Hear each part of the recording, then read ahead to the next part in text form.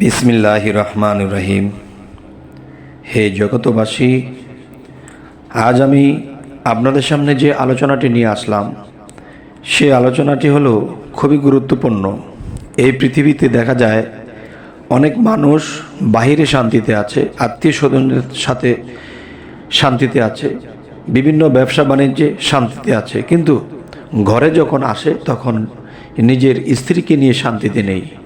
নিজের স্ত্রী এমনে সেমনে চলে, কিংবা ঘরের স্বামী এমনে সামনে চলে। হয়তো স্বামী ঠিক আছে, স্ত্রী ঠিক নেই, স্ত্রী ঠিক আছে, স্বামী ঠিক নেই। এই যে একটা জীবন, যে একটা মানুষ লক্ষ কোটি টাকা যতই কামাই করুক, যতই ব্যাংক ব্যালেন্স থাকুক, ঘরের শান্তি যদি না থাকে তাহলে কোনো কিছুই ঠিক থাকে না। তাই আমি আজকে আপনাদের কাছে আলোচনার মাধ্যমে এবং যে এসএমটি আপনাদের জন্য নিয়ে এসেছি, বা যে কবচটি আপনাদের জন্য নিয়ে এসেছি, এই কবচটি ঠিক করে একটা পবিত্র মানুষ, যার এমন একটা মানুষ যে মিথ্যা কথা বলে না এবং পবিত্র মানুষ দেখে, কিংবা আপনার বিশ্বাস মতে এমন কাউকে দিয়ে এই কবচটি লিখিয়ে নেবেন। এই কবচটি যদি লিখিয়ে নেন, তখন এই কবচটি কোন কোন নিয়মে কি করতে হবে আমি আপনাদেরকে বলে দিচ্ছি। এর আগে আরেকটু বলে নেই যে অবশ্যই আমাদের ঘরে শান্তি দরকার। অন্ততপক্ষে দেখা যায় আমরা যখন ছেলে মেয়েদেরকে নিয়ে যেতটুকু শান্তিতে আছি, ছেলে মেয়ে আমাকে মানতেছে, আপনাকে মানতেছে, এরপরে দেখা যায় ছেলে মেয়ে খুব ভালোবাসা দিচ্ছে, ভালো করে ডাকছে। এখন দেখা গেছে স্ত্রী ঠিক নেই, দেখা গেছে স্ত্রীর কাছে স্বামী ঠিক নেই, মানে কোনো বনাগত নেই।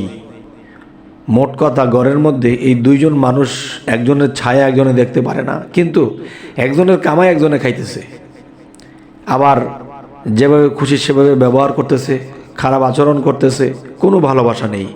এই দেখে ছেলেমেয়েরাও লজ্জা পায়, মাঝে মাঝে বাবা মাকে কিছু বলতেও পারে না, তখন তারাও লজ্জা পেয়ে এখান থেকে চলে যায়। তো এই সমাধান কি?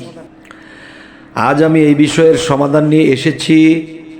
আর এই জিনিসগুলো হক এবং আল্লাহর পক্ষ হইতে দান করা এই জিনিস, সেই জিনিস থেকে আপনাদেরকে আমি দেখিয়ে দিচ্ছি যে কোন কবচটি কিভাবে আপনারা লিখবেন এবং কিভাবে এটাকে সেটিং করবেন। তবে আমি আবার বলি, এই কবচটি কি কাজে লাগবে? এই কবচটি স্বামী স্ত্রীর মধ্যে অবিচ্ছেদ্য, মানে কখনো বিচ্ছেদ করবে না। এরপরে দেখা যায় তাদের মধ্যে প্রেম উদয় হবে, একজন একজনের প্রতি বিশ্বাস স্থাপন হবে, এবং একজনকে একজন দীর্ঘ সময় না দেখলে খারাপ লাগবে। এ হলো এক বিষয়। তো আরেকটা বিষয় হলো, উপরোক্ত তাবিজটি লিখিয়া স্বামীকে ধুইয়া খাওয়াইতে হবে, এবং ধুইয়া খাওয়ানোর পরে কি করতে হবে? স্ত্রীর বাম হাতের বাজুতে বাঁধিয়া রাখিতে হবে। বাম হাতের বাজুতে যখন বাঁধিয়া রাখিবে, তখন কি হবে? দেখা যায় এটা কিন্তু খোলা যাবে না।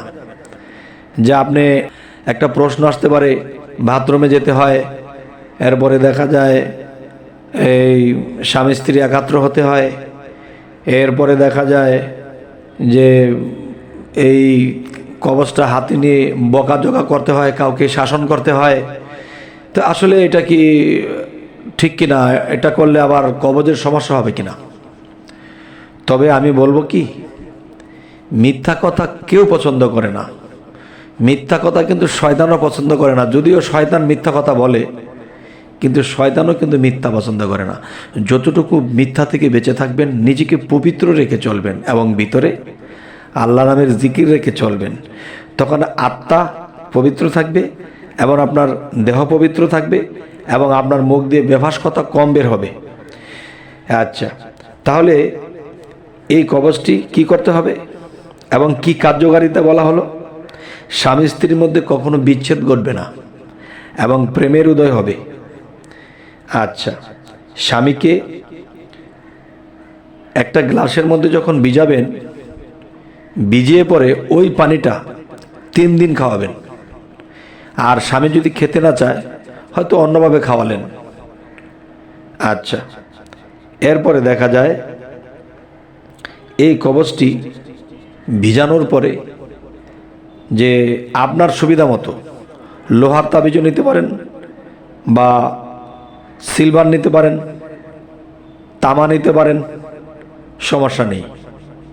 এটাকে ভিজিয়ে 1 গ্লাস পানি একটা বোতলে ভরে রাখবেন, যেন 3 দিন খাওয়ানো যায়।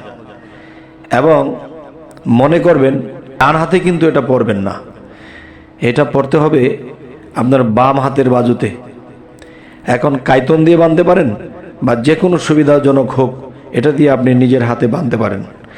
যদি স্বামীর হাতে বাঁধেন তাহলে ডান হাতে, যদি স্ত্রীর হাতে বাঁধেন তাহলে বাম হাতে, যে কোনো একজন বাঁধলেই হবে। আর যে বাঁধবে সে তো বেঁধেছেই, পানিটা খাবে স্বামী, আর স্বামী যদি বাঁধে হাতে তাহলে স্ত্রী পানি খাবে। আচ্ছা, ভালো করে মনে রাখবেন এবং এই এসএমটি সুন্দর করে লিখে নেবেন, লিখে আল্লাহর নাম নিয়ে হাতে দিবেন। তবে একটি কথা, এই জিনিসটা যদি কেউ ব্যবহার করে উপকৃত হন, উপকৃত হলে তখন আপনার কি ভালো লাগবে যে আমার বিশাল উপকার হয়েছে। তখন কি করবেন?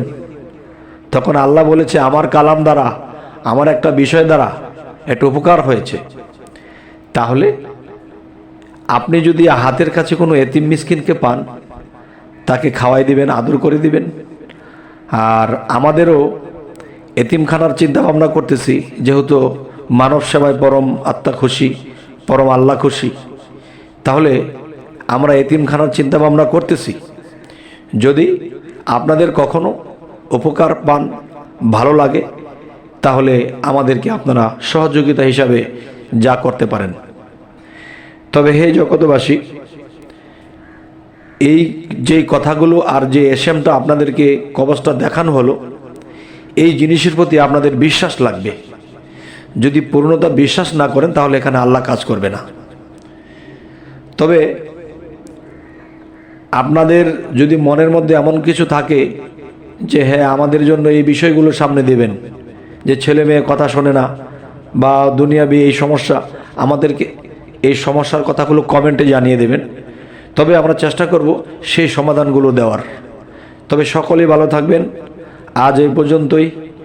আল্লাহ হাফিজ।